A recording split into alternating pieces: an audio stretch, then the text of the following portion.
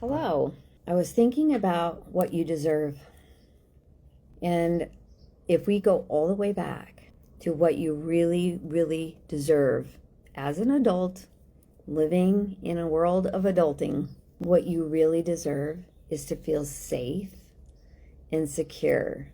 That is what your nervous system's asking for in this day and age where there's so much talk about anxiety, depression, the fear of what hasn't happened yet.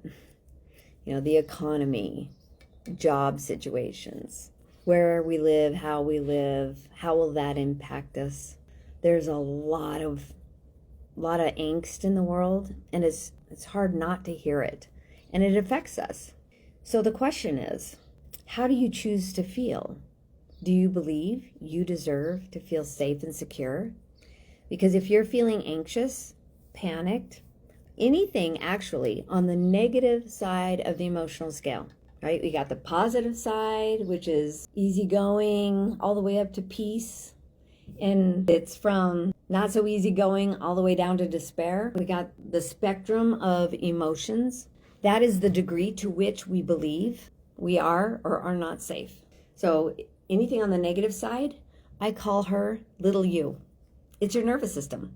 Everything you've ever experienced is in the past. You know nothing about what's going to happen tomorrow or after that. So you don't have a point of reference to draw from.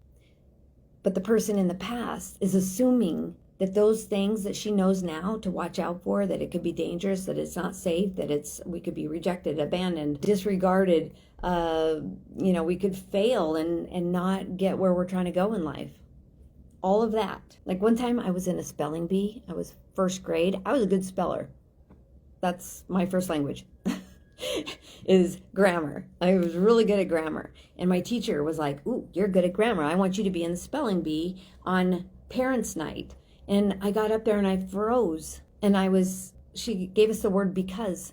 And I was like, "Oh, I'm pretty sure there's a Z and a Y and an X in there." Like I panicked and my brain stopped working. And I was like, I just hope I got it right.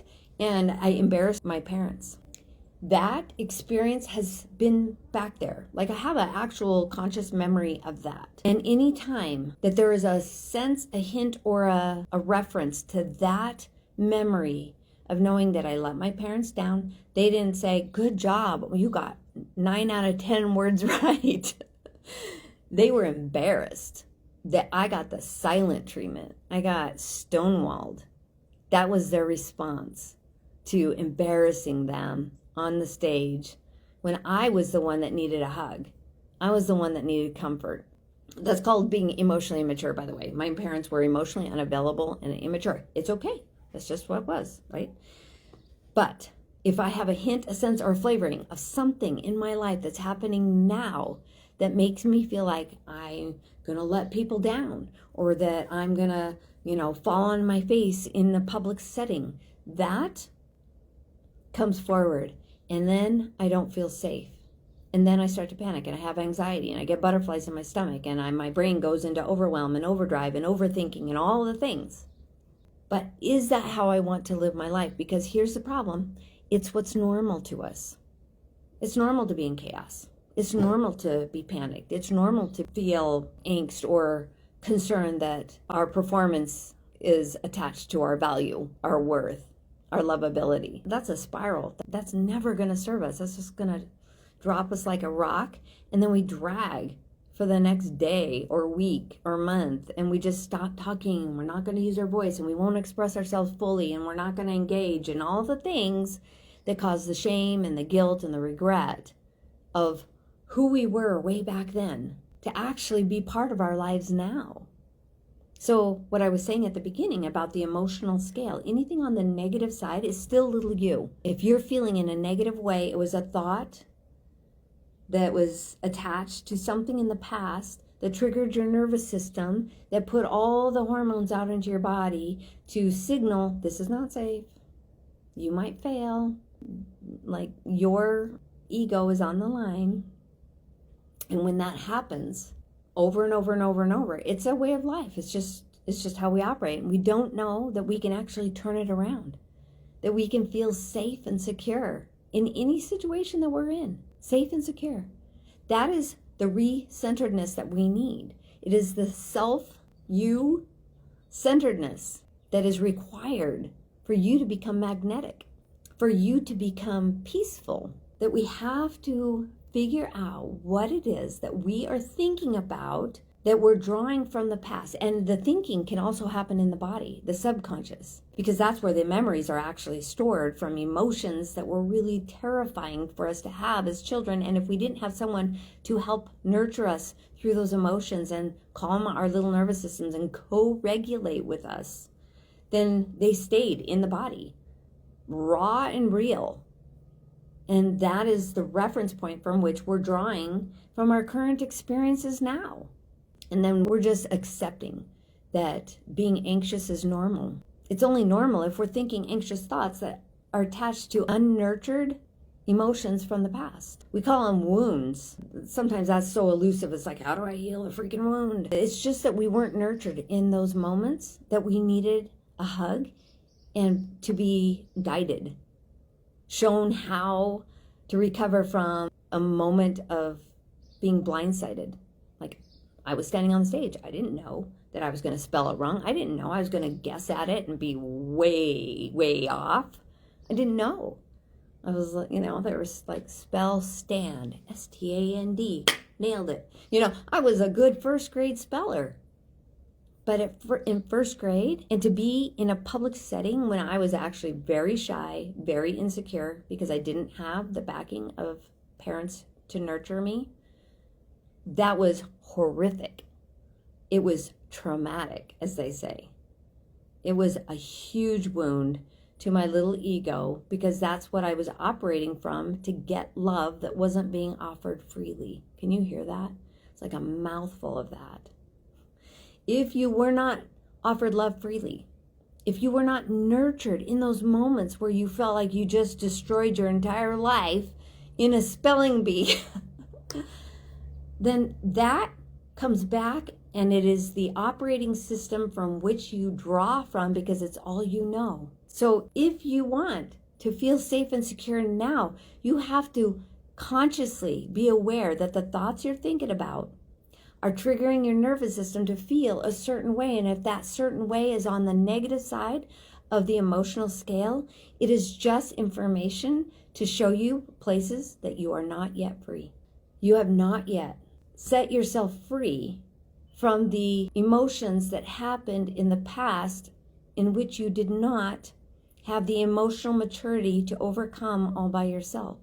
You needed nurturing then, and you need nurturing now. But guess who's the parent now? You are. Guess who's the child? Still you.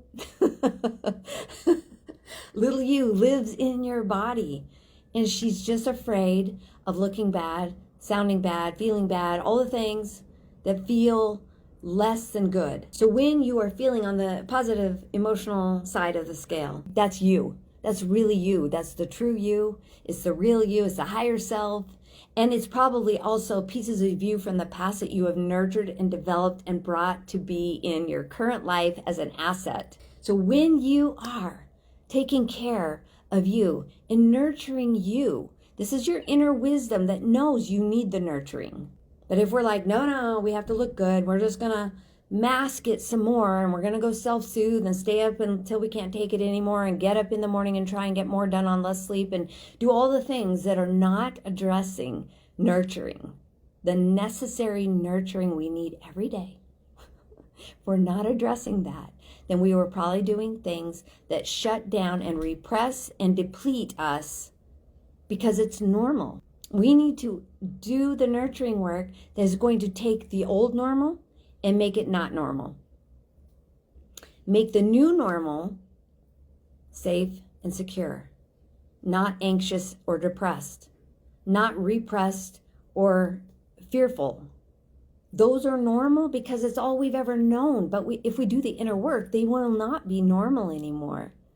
We'll catch ourselves in the act. That was a negative thought. That was my inner child. She doesn't feel safe or secure. So there's a little piece of information there that I need to pick up on in a place that I haven't set myself free yet. And then guess what? Write it down. You do the work around it. Set yourself free. It's no longer a fear or a worry. You nurture that little part of you that was underdeveloped and left behind so that she can mature and feel nurtured and safe and join you in your real life to live fired up, to rise to your full potential. And those little pieces that we're going back there and we're pulling from the past because they're little pieces of information of where we weren't nurtured and we thought we had to do everything on our own and we were hyper independent for our little ages and we did all the things trying to get the love and be smart and be cute and be happier than, not acknowledging how we really felt. And we had to do all those things to please the people that were in our lives who were counting on us to make them look good, to make them happy. We had to change so they could be happy. So we did all that. And those pieces of us got left back there.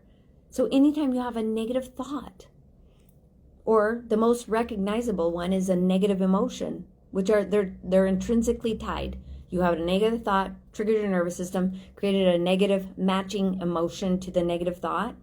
The degree to which the thought was negative is the degree to which you feel negative. When those are all tied together, that's what keeps us from living fired up. That's what keeps us living in a place that feels less than we prefer. We would prefer to feel like we're living life fully. We would prefer that. Do you disagree? No. Because having fun in life is our point. Expansion is the point of our lives. And if we are having negative experiences because it's normal, we just need to check that belief. Is it normal because I prefer it? Or is it normal because it's an old habit of protecting ourselves, staying safe? We're going to play small because it feels safe. Is that what we're going to do? Or do you want to do something different? Because if you want to do something different, we should talk. Because it's in you to feel fully alive. And what that means is we're not self-soothing. What that means is we don't self-doubt. What that means is we don't self-protect. What it does mean is we're self-authored. We decide how we're going to think. We decide how we're going to feel. And we do that by acknowledging there are pieces of us in the past that need love and attention and some nurturing and some developing and some hand-holding. We're not going to need some hand-holding to bring all of those pieces into our current life. So the life we create moving forward is not built on past regret, fear, embarrassment, disappointment, frustration. Instead, it's built on the wholeness of who we actually are, which is love and light. We are just love and light. That's all. Isn't that awesome? But if we're not living in alignment with love and light, then we are not centered in our true gifts, in our true creation. Listen, we're here to make a contribution. This is one of the highest needs of the spirit, growth and contribution. If those things aren't happening because it's normal to think negative thoughts and feel negative emotions and just survive in that space because it's what's familiar, we got to do something different. Because you have one life. You're here to take the joyful and often challenging risk of becoming fully alive because you've never been her before. Not like you could be. Because the hardest person for you to see is you. And without eyes on you to say, here's the belief that you're operating by on the subconscious level that you never even knew, as soon as you can speak it, name it, write it down, and express it, then it becomes a choice. Now you're not operating from some subconscious thing that you can't put your finger on. You're actually choosing to live in the past according to the things you feared, or you're going to set yourself free. You're going to release yourself from the thing you didn't know how to handle before you were emotionally developed enough to know how to handle it. That was a mouthful.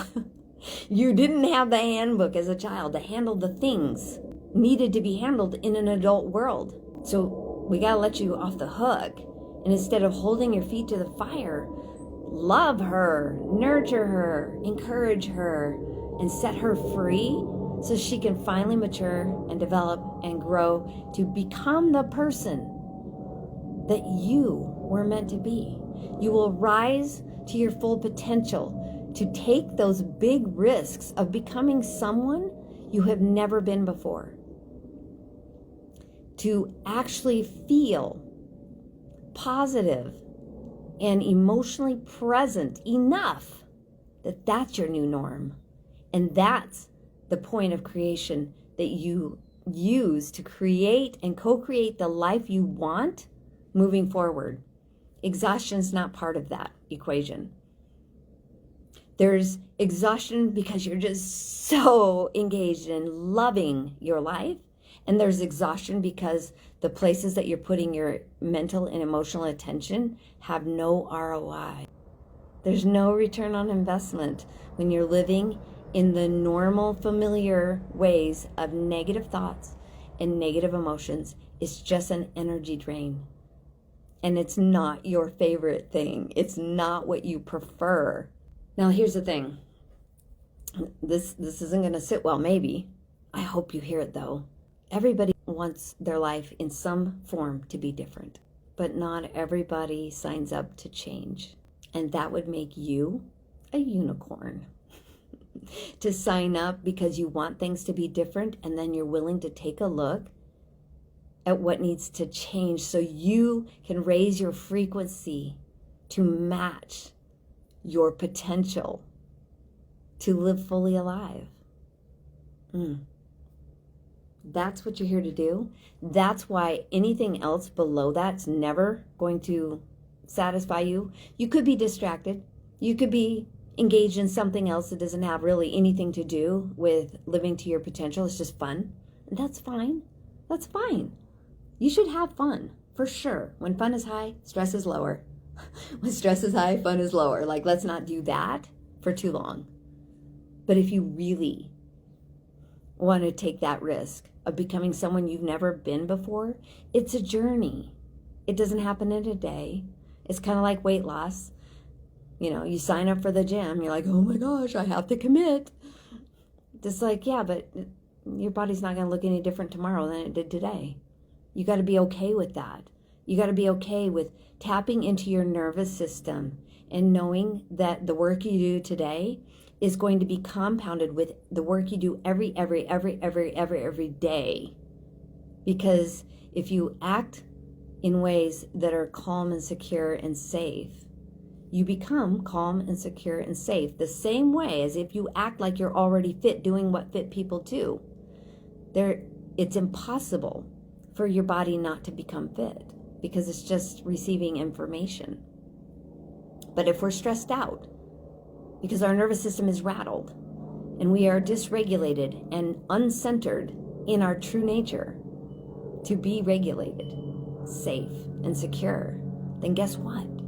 You get to continue to struggle, hoping and wishing that things are going to change or that things are going to be different, but you haven't changed. It's the change you want the most because that's the journey that shows you who you actually are along the way. And if you act in alignment with your true potential, day after day, consistently, making sure your energy is going to things that have big payoffs for you, because you're nurturing those parts of you that aren't so sure, that have a little bit of doubt, then guess what? Who you become on that journey becomes your most favorite thing. You look in the mirror and you're like, yeah, girl, there you are. Thank heavens. I was missing you, but there you are. So glad you're here with me. Thanks for listening.